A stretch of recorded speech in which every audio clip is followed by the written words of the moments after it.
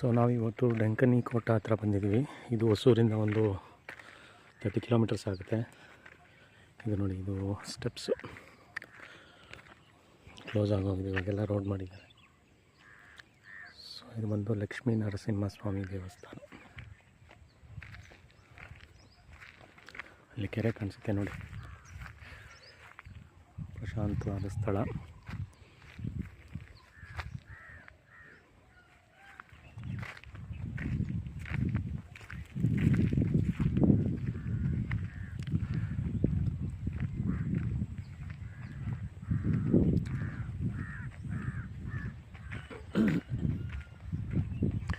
ಇಲ್ಲಿ ವಿಶೇಷ ಏನಂದರೆ ಲಕ್ಷ್ಮೀ ನರಸಿಂಹಸ್ವಾಮಿ ಗುಹೆಯಲ್ಲಿದೆ. ಮೆಟ್ಲು ಒಂದು 10 ಮೆಟ್ಲು ಕೆಳಗಡೆ ಇಳಿದು ಹೋಗಬೇಕು ಒಬ್ಬೊಬ್ಬರೇ. ಸೊ ಅಲ್ಲಿ ಕಾಣಿಸ್ತಿರೋದು ನಿಮಗೆ ಆಂಜನೇಯನ ದೇವಸ್ಥಾನ ನೋಡಿ. ಇದು ಇವಾಗ ಧನುರ್ಮಾಸ ಆಗಿರೋದ್ರಿಂದ ಎಲ್ಲ ಬೇಗ ಕ್ಲೋಸ್ ಮಾಡ್ತಾರೆ ದೇವಸ್ಥಾನ. ಸೊ ಇದು ಓಪನ್ ಇತ್ತು, ಪ್ರಸಾದನೂ ಸಿಕ್ತು, ಪೂಜೆನೂ ಮಾಡಿಕೊಟ್ರು. ತುಂಬ ವಿಶೇಷವಾಗಿದೆ, ಒಂದು ಒಳ್ಳೆಯ ದೇವಸ್ಥಾನ ಇದು.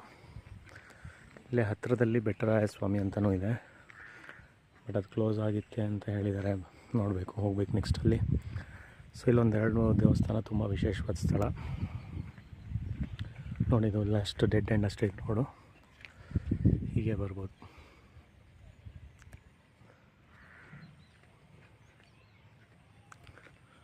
ತುಂಬ ಚೆನ್ನಾಗಿದೆ ಲಕ್ಷ್ಮೀ ನರಸಿಂಹಸ್ವಾಮಿ ದೇವಸ್ಥಾನ, ಪಾತಾಳ ಲಕ್ಷ್ಮೀ ನರಸಿಂಹಸ್ವಾಮಿ ದೇವಸ್ಥಾನ.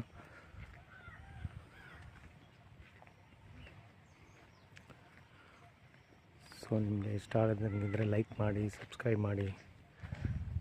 ಯಾವಾಗಾದರೂ ಈ ಕಡೆ ಬಂದರೆ, ಹೊಸೂರು, ರಾಯಕೋಟೆ, ಹೊಗೇನಕಲ್ ಬಂದರೆ ಈ ಕಡೆ ಬಂದು ಹೋಗಿ. ಇದು ತಳಿ ಹಾಗೂ ಹಾರೋಹಳ್ಳಿಗೂ ಹತ್ರ ಆಗುತ್ತೆ. ಬಾರ್ಡರ್ ಇದು, ಹೊಗೇನಕಲ್ಲು ಕನಕಪುರ ಬಾರ್ಡರ್ ಬರುತ್ತೆ. ಪ್ರಕೃತಿ ರಮಣೀಯವಾದ ಸ್ಥಳ.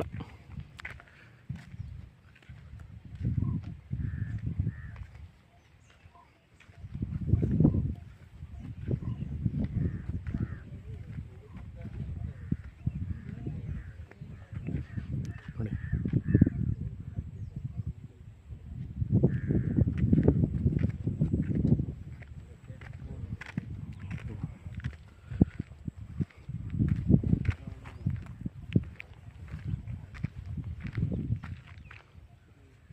ಸೊ ಇಲ್ಲಿಗೆ ನಾನು ವಿಡಿಯೋ ಎಂಡ್ ಮಾಡ್ತಾಯಿದ್ದೀನಿ.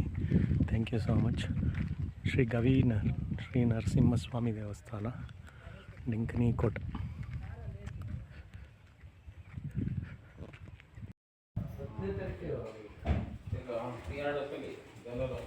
उत्तरायण